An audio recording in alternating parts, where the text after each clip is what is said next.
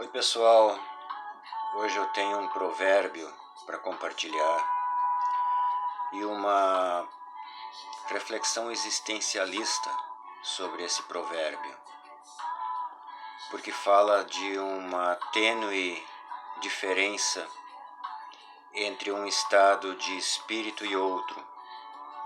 O estado de espírito que se coloca na dependência de Deus e o estado de espírito que se coloca numa autossuficiência independente, crendo-se capaz de suprir a si mesmo sem depender de ninguém, nem de Deus.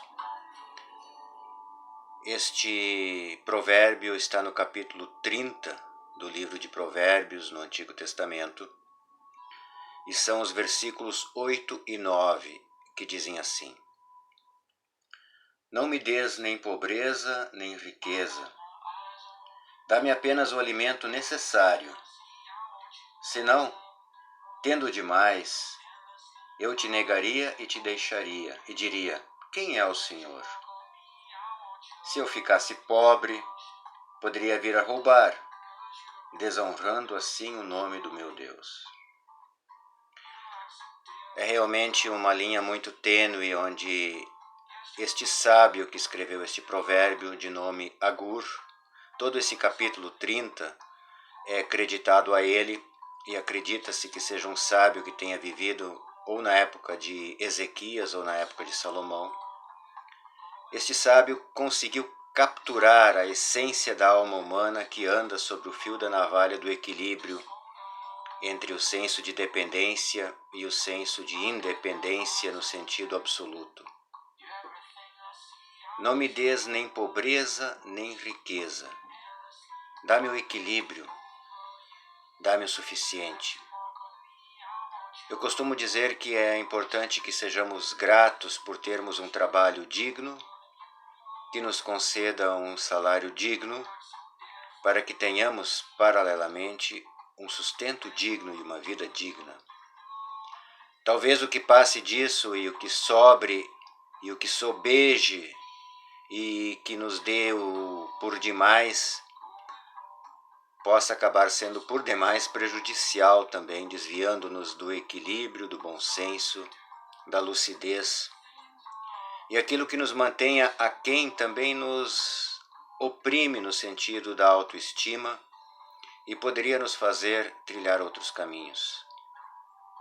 Podemos ver que aí o equilíbrio é tão importante, e isso fala justamente sobre a vida material mesmo, mas mostra o quão a vida material influencia na nossa vida psicológica e espiritual. Sim, porque isso também tem que andar num paralelo, e isso também tem que andar num equilíbrio. Não adianta sermos tão espirituais a ponto de negligenciarmos a materialidade, e claro, nem tão materiais a ponto de negligenciarmos o nosso lado espiritual.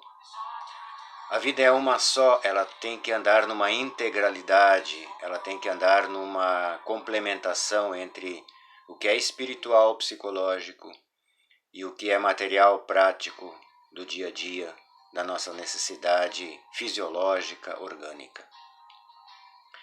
O apóstolo Paulo, um tempo depois, eu quero compartilhar também essa fala dele, ele fala de si mesmo nesse existencialismo e nesta luta constante que ele vivia entre os dois pontos, o ponto da piedade em Deus e o ponto da não piedade a ponto de se mostrar um tanto quanto negligente. Olha só o que ele diz. Romanos, no capítulo 7, versículos 22 a 24, ele diz assim: No íntimo do meu ser tenho prazer na lei de Deus, mas vejo outra lei atuando nos membros do meu corpo, guerreando contra a lei da minha mente, tornando-me prisioneiro da lei do pecado que atua em meus membros. Miserável homem que sou, diz ele, confessando abertamente essa sua condição. Quem me libertará do corpo sujeito a esta morte? Ele pergunta. Foi uma pergunta retórica, porque ele já traz logo no versículo seguinte a resposta a quem pode ser o libertador desta condição de miserabilidade e de insegurança psicológica que ele vivia. E ele diz assim: Graças a Deus por Jesus Cristo, nosso Senhor. O que ele nos mostra ali e o que ele traz em paralelo com essa declaração de Agur nos Provérbios é que nós temos uma dependência saudável de Jesus Cristo. Jesus mesmo dizia: sem mim vocês não podem fazer coisa alguma. E que bom que nós possamos viver neste reconhecimento de que temos essa dependência de Jesus, para que haja também uma mente salutar, saudável, uma mentalidade salutar, saudável, e que haja também uma condição psicológica e espiritual saudável. E paralelo a isso, quando a nossa alma, nosso espírito, nosso ser psíquico está bem, ora, a tendência é que o nosso ser orgânico, fisiológico, também esteja bem.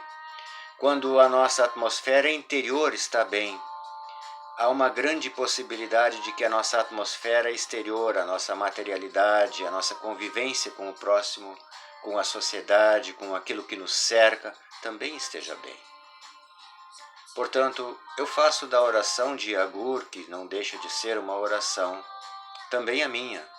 Não me des nem riqueza, nem pobreza, nem um extremo nem outro.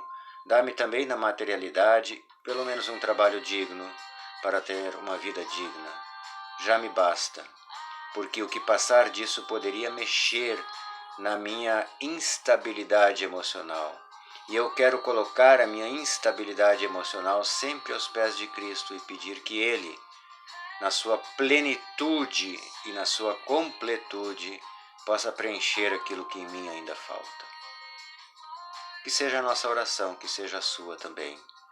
Eu espero que possamos assim seguir trilhando o caminho da fé em Cristo e que possamos assim levar uma vida digna, equilibrada e tranquila. É isso. Obrigado por chegar até aqui e que Deus nos abençoe sempre. Tchau!